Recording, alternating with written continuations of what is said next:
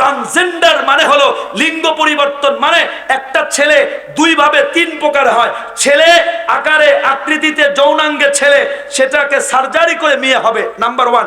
Number 2, একটা মেয়ে surgery করে ছেলেতে রূপান্তর হবে। নাম্বার 3, আকারে যৌনাঙ্গে ছেলে কিন্তু সে মেয়েলি ভাব ধরবে, সে একটু লিপস্টিক মারবে, একটু মেয়েলি ভাব ধরবে, বলবে আমি মেয়ে। আকারে ছেলে, যৌনাঙ্গেও ছেলে, কিন্তু সে যদি বলে আমি মেয়ে, তাহলে যদি আইন পাস হয়ে যায় তাহলে গভর্নমেন্ট তাকে মেয়ে মানতে বাধ্য করে। নাউজুবিল্লাহ। শুনতে হাসি হাসছে মনে হয় না? শুনতে শুনতে হাস্যকর মনে হয়, কিন্তু যারা এই কথা বাংলাদেশে ঢুকাইতে চায় তারা এতটা নির্বোধ নয় যে হাস্যকর বিচারটা নিয়ে আসবে। ব্যাপারটা কি, এই হাস্যকর হলেও এর পিছনে একটা ইস্যু আছে, একটা এজেন্ডা আছে।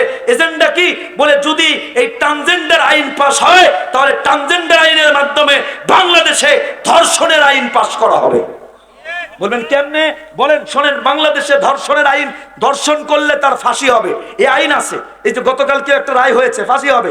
কিন্তু ধর্ষণ কাকে বলা হয়? সংবিধানে বলা হয়েছে ধর্ষণ হলো একটা ছেলে মেয়েকে ধর্ষণ করবে।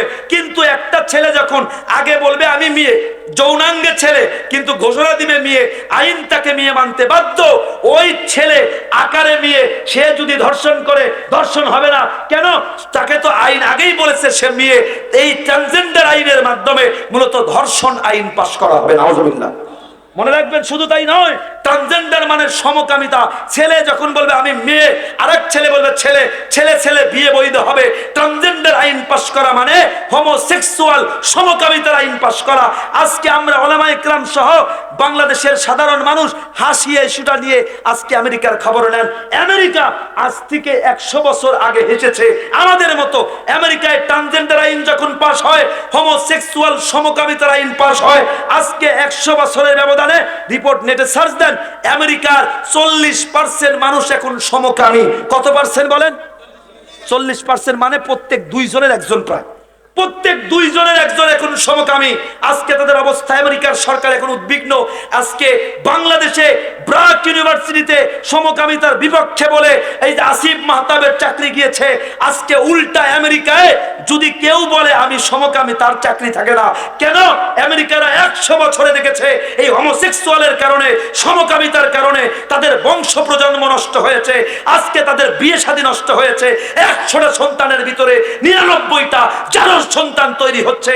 আজকে সময় আমেরিকার পারিবারিকতা বলেন, মহাব্বত বলেন, ভালোবাসা বলেন, সব ধ্বংস হয়েছে একটা আইনের কারণে।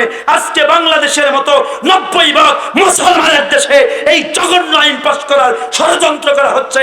আজকে ওলামা আকবরী ওলামা পরিষদের পক্ষ থেকে আমি বলতে চাই, বাংলাদেশে 90% মুসলমানের দেশে এমন জঘন্য আইন পাস করতে দেওয়া হবে না, হবে না। যদি একজন রক্তও দেওয়া লাগে, রাজি আছেন মুসলমান? জোরে জোরে বলেন নারে তাকবীর। আল্লাহ আমাদের কবুল করুক, বলেন আমিন। জোরে বলেন আমিন। শোনেন, আমেরিকা শুধু নয়, আমি আপনাদেরকে বলি, গোটা পৃথিবীতে যা আমি ঘুরে ঘুরে দেখেছি, পৃথিবীর বহু দেশ আমি ঘুরেছি, ঘুরে ঘুরে দেখে দেখে বলছি আপনাদেরকে, যাদেরকে আজকে আমরা ডেভেলপড কান্ট্রি বলি, আমেরিকা, ফ্রান্স, ব্রিটেন, যা দেখেন না, তারা তাদের থেকে কোটি গুণ শান্তিতে আমার বাংলাদেশের মানুষ আছে। আরে ভাই, তাদের বিল্ডিং থাকতে পারে, কি হবে বিল্ডিং দিয়ে? মিয়া কি হবে? জাপানের প্রত্যেক 100 জনের 80 জন মানুষ মারা যায় হয়তো বৃদ্ধাশ্রমে অথবা একা ঘরে। জাপানে কয়েক হাজার এরকম কি আছে, সংগঠন আছে যারা পড়ে থাকা মানুষদেরকে নিয়ে দাফন করে বা পোড়ায়। মানে শেষ জীবনে তার পাশে পাওয়ার মতো কোনো মানুষ নাই। শুধু যায় দেখেন না, উপরে চাকচিক্য বাড়িঘর দেখা যায়, শান্তি নাই, তাদের পরিবারে শান্তি নাই, ছেলে মেয়ের শান্তি নাই, জামাই বউয়ের শান্তি নাই। জামাই আর একজন বউ আর এক অন্য বেটিদেরকে ঘরে নিয়ে আসে, বউ কিছু বলতে পারবে না। নিজের বউ অন্য ছেলেকে রাতের বেলায় ঘরে নিয়ে আসবে, জামাই কিছু বলতে পারবে না। এর থেকে অশান্তি আর কি হতে পারে বলেন? আমার নিজের দেখা বলছি, বাংলাদেশের মানুষ ওখানে গিয়ে নাগরিক হয়েছে, নিজের ছেলে অন্য মেয়েকে বাড়িতে নিয়ে আসে, বাবাই বলছে ওই মেয়ে ফোন দিয়েছে, বাবাকে ধরে জেলে নিয়ে গেছে। নিজের বাবা নিজের ছেলেকে বলতে পারে না। শান্তি যা দেখেন, শান্তি কোরআন ছাড়া কোথাও কোনো শান্তি হতে পারে?